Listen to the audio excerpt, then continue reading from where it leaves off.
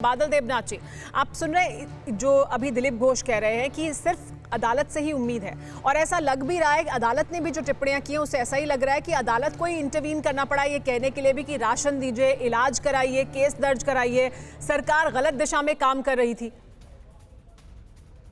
Madam, आज तक जितना नेशनल चैनल में मैंने प्रोग्राम किया, दिलीप दा बोल के चला गया, उसके बाद मैंने आंसर दिया। आज दिलीप दा बैठे हुए, दिलीप दा कौन है? मेरा सीनियर है।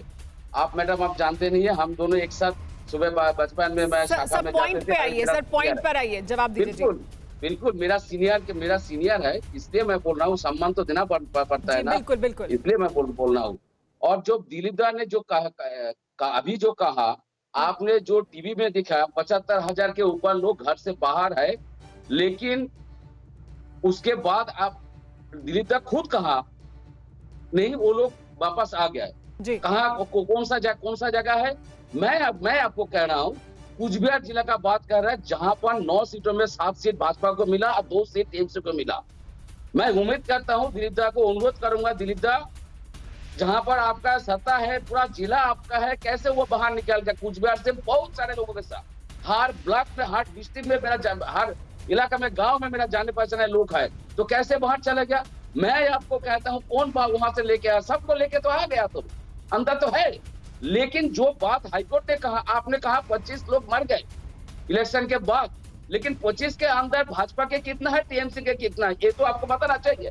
दूसरा, जो सुप्रीम कोर्ट में जो याचिका बात जो बात आपने किया, वो केस कौन किया? उत्तर प्रदेश का एक समाजकर्मी है, वो केस किया, बंगाल से कोई केस नहीं हुआ।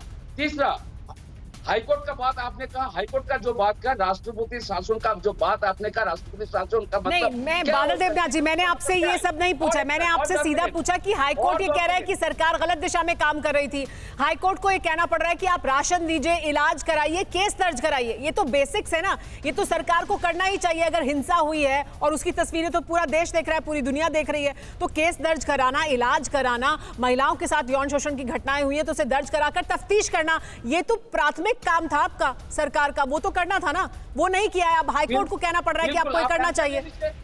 प्लीज आंसर ले लीजिए, 10 सेकंड में आंसर दे दूंगा मैं। बोलिए। हाईकोर्ट ने कहा क्या? रेशन का बात किया। दीदी तो अगले पिछले साल से तो राशन दे रहा है, अभी भी राशन फ्री में, राशन तो पूरा बंगाल में राशन तो चल रहा है, लेकिन मोदी जी तो राशन सितंबर 2020 में तो बंद कर दिया। बादल देवनाथ जी, आप सवाल का जवाब नहीं दे रहे हैं। मैं आपकी स्कीम की बात नहीं कर रही हूँ। जो हिंसा प्रभावित लोग हैं, जो अपने घर को छोड़ने पर मजबूर हुए, उनके लिए क्या किया आपने? एक मिनट रुक जाइए। दिलीप घोष जी की बात सुन लेते हैं, एक और उनसे जवाब ले लेते हैं। दिलीप घोष जी, आपने सुना, यही प्रतिक्रिया है टीएमसी के नेताओं की। वो कह रहे हैं कि जो आपका पूरा इलाका है, जो पूरा जिला आपका है, वहां से लोग कैसे बाहर चले गए, ये तो राजनीतिक तौर पर विद्वेषपूर्ण तरीके से आप ये पूरा मामला उठा रहे हैं, राजनीति के लिए ऐसा कर रहे हैं। इस पर क्या जवाब देंगे? ये देखिए, आप इनसे क्या बात करना, धान पूछेंगे तो कान बताएंगे आपको। अब उनको, उनकी जो जिला है साउथ से चुनाव भी जाइए, शौकत मोल्ला वहाँ का जिला प्रेसिडेंट एमएलए है, पूर्व कैनिंग, मैं उसका गांव बता सकता हूँ, कोचू खाली ये सब अंचल है, वहाँ से अभी सैकड़ों लोग बाहर हैं। उनके घर से 40 किलोमीटर, देवनाथ को पूछिए, वो वहाँ बताना नहीं है। कुचबिहार से 450 लोग आसाम में थे, और माननीय गवर्नर साहब उनको मिल के आए, उसको झूठ बोलेंगे क्या? महिला 60 साल की महिला बलात्कार होती है, उनकी रिपोर्ट लिखने की हिम्मत नहीं, उनको जाके दिल्ली में जाके जबानबंदी दिया जाता है। ये कोई प्रशासन है? जबरदस्ती चिल्ला के किसी चीज़ों को छुपाया नहीं जा सकता है, कानून है। आज जिस प्रकार लताड़ रहा है हाईकोर्ट, एक डॉक्यूमेंट हम दे रहे हैं कि हर कंप्लेन को एफआईआर लिखा जाए, एफआईआर नहीं लेते हैं। इतनी घटना हो गई, महिलाओं की बलात्कार होती है।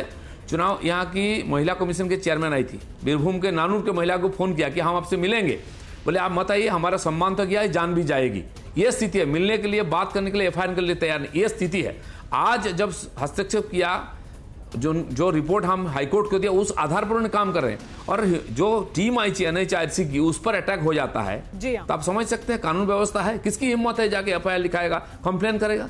स्टेट छोड़ने के लिए अभी मेदिनीपुर के लोग उड़ीसा में जाके छुपे हुए, मेरे लोकसभा क्षेत्र के लोग आने के लिए हिम्मत नहीं है, दांतों नारायणगढ़ में। दिलीप घोष जी, मेरा आखिरी सवाल आपसे ये कि लेकिन सुप्रीम कोर्ट में जब याचिका दायर की जाती है, जिसका संज्ञान भी लिया है सुप्रीम कोर्ट ने, उस याचिका में कहा जाता है कि ये सब इसलिए किया जा रहा है ताकि हिंदुओं को बाहर निकाला जाए पश्चिम बंगाल से, और एक खास समुदाय यानी मुसलमानों की पसंद की सरकार बार बार बनती रहे। तो इसमें किसी तरह की राजनीति आपको दिखाई देती है? नहीं, देखिए घोषणा आप देखिए, हिंसा जहां भी हो रहा है वो मिक्स्ड पॉपुलेशन जहां वहां हो रहा है। हर छात्र, हम आपको बता सकते हैं और एड्रेस भी दे सकते हैं, 11,000 घटनाएं आई, ऐसी छोटी मोटी नहीं है।